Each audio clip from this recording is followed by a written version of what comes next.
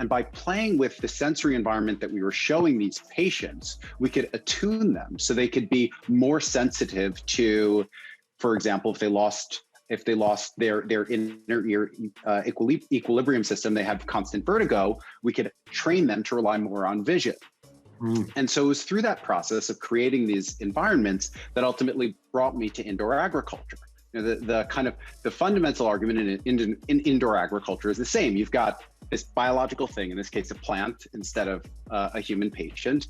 And as an operator, you're controlling everything around the plant. You're controlling the temperature, you're controlling the light, you're controlling the humidity, you're controlling the nutrition environment. So you're creating the sensory environment for the plant.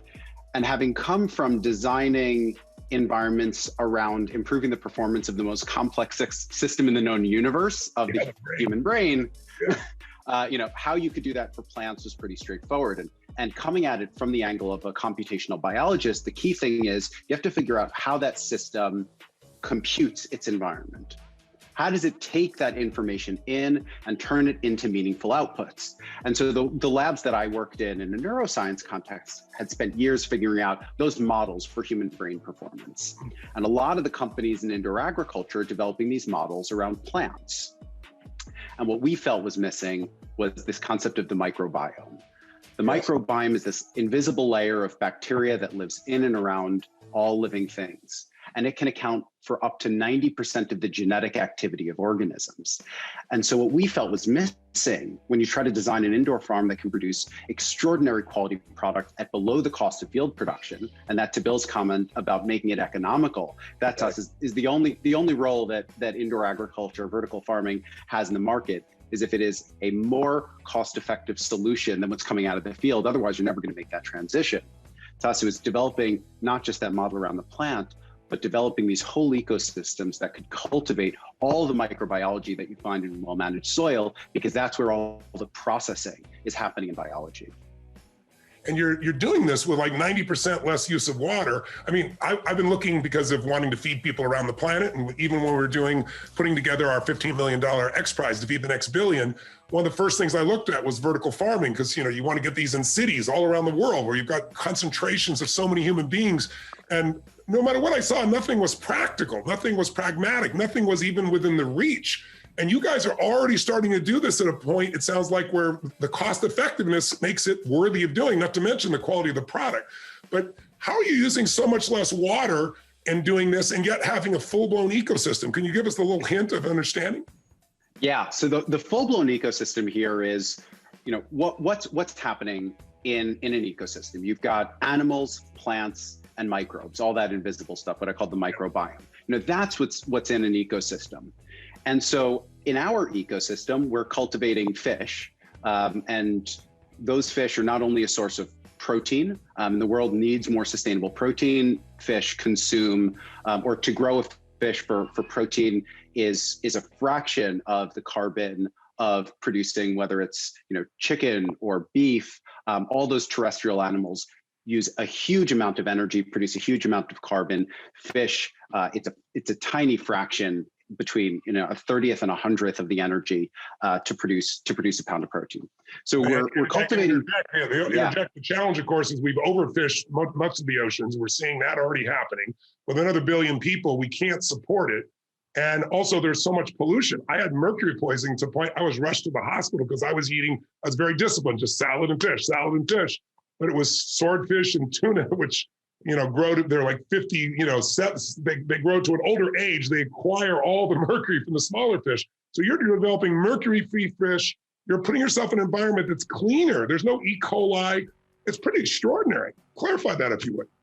Yeah, so because we're able to control everything about the environment, from the water conditions to the feed. What the issue with tuna out in the wild is, tuna's at the top of the food chain. So it's eating all the things that have eaten all the things that have eaten all the things.